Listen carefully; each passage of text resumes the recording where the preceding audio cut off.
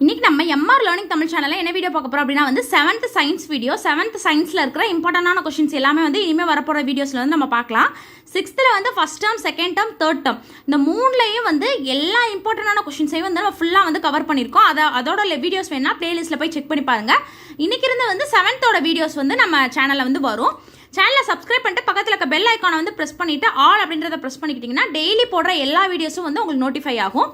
First பாருங்கள், பரப்பு அப்படின்றதோட formula என்ன அப்படின்னா வந்து நீளம் இன்ட்டு அகலம். அதோட அழகு அப்படின்னு கேட்டாங்கன்னா என்னன்னா மீட்டர் ஸ்கொயர்ல வந்து நம்ம குறிப்போம். அதே இது கன அளவு அப்படின்னா வந்து நீளம், அகலம், உயரம். அதோட அழகு வந்து மீட்டர் கியூப்ல வந்து குறிப்போம்னு சொல்றாங்க. வேகம் அப்படின்னா வந்து தூரம் டிவைடட் பை காலம். மீட்டர் வினாடி பவர்ல வந்து -1 வந்து வரும். மின்னூட்டம்னா மின்னோட்டம் இன்ட்டு நேரம். இதோட அழகு வந்து கூலும்ல வந்து குறிக்கிற அலகுகள். அடர்த்தி அப்படின்னா வந்து நிறை டிவைடட் பை கன அளவு. ஃபர்ஸ்ட் பரப்பு, கன அளவு ஈஸியாக மனப்பாடம் பண்ணிடுவீங்க. வேகம் வந்து பார்த்துக்கோங்க, தூரம் டிவைடட் பை காலம் தான் வந்து அதோட வேகமாக வந்து நம்ம நோட் பண்ணுவோம். மின்னூட்டம்னா மின்னோட்டம் இன்ட்டு நேரம். அடர்த்தி அப்படின்னா வந்து நிறை டிவைடட் பை கன அளவுன்னு சொல்லிட்டு அதை வந்து நோட் பண்ணுவோம். அதோட அலகு வந்து கிலோமீட்டர். 2 கீ வருது, மீட்டர் கியூப்ல வந்து அதோட அலகுகளை வந்து நம்ம குறிக்கிறோம். அடுத்தது பரப்பு. பரப்பு அப்படின்னு எடுத்துக்கிட்டிங்கன்னா ஒரு பொருளோட மேற்புற பகுதியில் இருக்கிற அதோட அளவை தான் வந்து என்ன சொல்கிறோம் அப்படின்னா வந்து பரப்பு அப்படின்னு சொல்கிறோம்.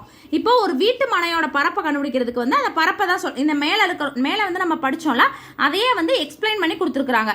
ஒரு பொருளோட மேற்பரப்பில் இருக்கிற பகுதியை மட்டும் நம்ம அளவிடுறதுக்கு பேர் தான் வந்து பரப்பளவு அப்படின்னு சொல்கிறாங்க. இதை வந்து நீளம் இன்ட்டு அகலம் அப்படின்ற ஃபார்முலாவில் வந்து நம்ம போட்டு கண்டுபிடிப்போம் அப்படின்றத பற்றி கொடுத்துருக்குறாங்க. அடுத்தது பாருங்க, ஒவ்வொரு அடிப்படை அளவுகளுக்கும் அலகுகளை வந்து கொடுத்துருக்காங்க. அளவு இது வந்து அலகு. நீளம்னா மீட்டர், நிறை வந்து கிலோகிராம், காலம் வந்து வினாடி, வெப்பநிலை வந்து கெல்வின் அப்படின்ற அலகால வந்து குறிக்கணும்.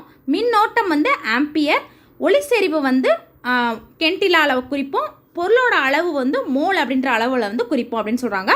ஒவ்வொரு அடிப்படை அலகுகளுக்கும் வந்து என்ன அடிப்படை அலகுகள் இருக்குது அப்படின்றத வந்து நம்ம எப்பயுமே வந்து நம்ம ஞாபகம் வச்சுக்கணும். அதில் வந்து பொருளோட அளவு மோல், ஒளிசெறிவு கென்டிலா அப்படின்றது வந்து ரொம்ப ரொம்ப இம்பார்ட்டண்டான ஒன்று. மிச்சம் எல்லாம் வந்து நமக்கு தெரிஞ்ச மாதிரி இருக்கும். அடுத்தது பார்க்கலாம். அடுத்தது பாருங்க, ஒரு சதுர மீட்டர் அப்படின்றது எதை குறிக்கிறோம் அப்படின்னா வந்து ஒரு சதுர மீட்டர் அப்படிங்கிறது 1 மீட்டர் பக்க அளவு கொண்ட சதுரம் ஒன்றுக்குள்ள அடைபடுற பரப்பு தான் வந்து ஒரு சதுர மீட்டர் அளவு அப்படின்னு வந்து நம்ம குறிப்போம் அப்படின்னு சொல்றாங்க.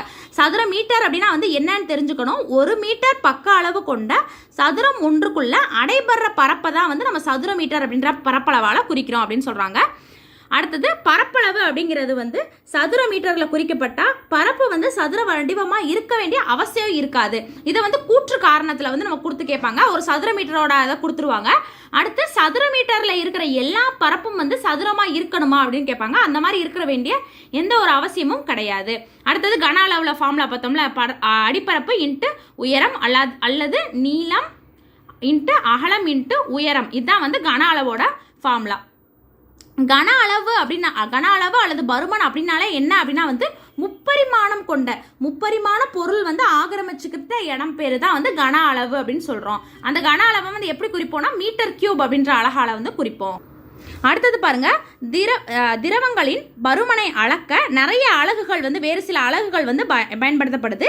எதுக்காக அப்படின்னு கொடுத்துருக்காங்கன்னு பாருங்க, திரவத்துக்காக மட்டும்தான் இந்த 3 அலகுகளும். திரவத்தை அளக்கிறதுக்கு ஒரு கெலன் அப்படின்னு கொடுத்துருக்குறாங்க. ஒரு கெலன் அப்படின்னா வந்து 3785 மில்லி லிட்டர். ஒரு கெலன் அப்படின்றதோட அளவு என்ன அப்படின்னா வந்து 3785 மில்லி லிட்டர் அப்படின்னு குறிக்கிறோம். அதே இது அவுன்ஸ் அப்படின்னா வந்து 30 ml தான் வந்து ஒரு அவுன்ஸ் அப்படின்னு வந்து குறிப்போம். அதே இது ஒரு குவாட்ஸை வந்து ஒரு லிட்டர் அளவை வந்து ஒரு குவாட்ஸ் அப்படின்ற அளவால் குறிப்போம். இது மூணுமே வந்து எதோட பருமனை அளக்கிறதுக்கு அப்படின்னு பார்த்தீங்கன்னா திரவத்தோட பருமனை அளக்கிறதுக்கு பயன்படுது. கெனல், அவுன்ஸ், குவாட்ஸ் இந்த 3 அலகுகளும் வந்து பயன்படுது அப்படின்னு சொல்றாங்க. அடுத்தது இங்கே ஒரு இம்பார்ட்டன்டான கொஸ்டின் கொடுத்துருக்காங்க. சமையல் எண்ணெய் மற்றும் விளக்கெண்ணெய் போன்றவற்றை பார்ப்பதற்கு நீரை விட அடர்த்தி மிகுந்ததா வந்து நமக்கு தோன்றும். எதை பார்க்கும்போது சமையல் எண்ணெயும் விளக்கெண்ணையும் பார்க்கும்போது நீரோட அடர்த்தியை விட அதுக்கு வந்து அடர்த்தி அதிகமாக இருக்கிற மாதிரி வந்து தோன்றும். ஆனால் நீர் வந்து அதிக அடர்த்தி கொண்டது. ஆனால் இந்த 2 விளக்கெண்ணெய், சமையல் எண்ணெய் இது எல்லாத்தையும் விட நீர் தான் வந்து அதிக அடர்த்தி கொண்டது அப்படின்னு சொல்கிறாங்க. அதனால தான் வந்து நம்ம தண்ணிக்கு மேலே வந்து நம்ம எண்ணெயை ஊற்றும் போது எண்ணெய் வந்து நமக்கு வந்து மேலாக வந்து மிதக்கும், தண்ணி வந்து அடியில் தான் இருக்கும். இங்கே கொடுத்துருக்காங்க பாருங்கள், நீரோட அடர்த்தி வந்து 1000 இருக்குது. அதே இது விளக்கெண்ணெயோட அடர்த்தி பார்த்தீங்கன்னா 961 இருக்குது அப்படின்னு சொல்கிறாங்க. அதனால தான் வந்து நீரில் விளக்கெண்ணெய் ஏதாவது எண்ணெயை ஊற்றும் போது அந்த எண்ணெய் வந்து நீரின் மேலே மிதக்குது. நீரோட அடர்த்தி வந்து ரொம்ப ரொம்ப இம்பார்ட்டன்ட், 1000. அதே மாதிரி பாதரசத்துக்கு அடர்த்தி பாருங்கள், ரொம்ப ரொம்ப அதிகம், 13600 வந்து பாதரசத்தோட அடர்த்தி. அதே மாதிரி வந்து ஒவ்வொன்றுக்கும் அடர்த்தி கொடுத்துருக்காங்க. தங்கம், வெள்ளிக்கெல்லாம் பாருங்கள், தங்கத்துக்கு தான் வந்து இதில் இருக்கிறதுலே மிக மிக அதிகம், 19300 வந்து தங்கத்தோட அடர்த்தி. அடுத்து வந்து வெள்ளி 10500. பாதரசமும் வந்து அதிகமாக தான் இருக்கும், 13600 வந்து இருக்குது. இது வந்து எண்ணெய் வகைகள் எல்லாமே வந்து நீரில் வந்து மிதக்கிறதுக்கு காரணம் வந்து தண்ணி தான் வந்து அதிக அடர்த்தி கொண்டதாக இருக்குது, அதனால தான் வந்து மிதக்குது அப்படின்ற கான்செப்டில் வந்து கொடுத்துருக்குறாங்க. அடுத்து ஒரு வானியல் அலகு அப்படிங்கிறது என்ன அப்படின்னா வந்து ஒரு வானியல் அலகு அப்படின்றது வந்து 149.6 மில்லியன் கிலோமீட்டரில் வந்து இருக்குது. அதே இது வந்து கிலோமீட்டரில் வந்து மாற்றும் போது 149.6 × 10⁻⁶ அப்படின்றத வந்து நோட் பண்ணுறோம் அப்படின்னு சொல்லியிருக்காங்க. இதெல்லாம் வந்து இந்த லெசனில் வர இம்பார்ட்டண்டான கொஷின்ஸ். அடுத்தடுத்து வரதில் வந்து நிறைய இம்பார்ட்டண்டான கொஷின்ஸ் வந்து நம்ம பார்க்கலாம். சேனலை சப்ஸ்கிரைப் பண்ணிட்டு பக்கத்தில் இருக்க பெல் ஐக்கானை வந்து ப்ரெஸ் பண்ணி வச்சுக்கோங்க. அடுத்த வீடியோவில் பார்க்கலாம். தேங்க்யூ.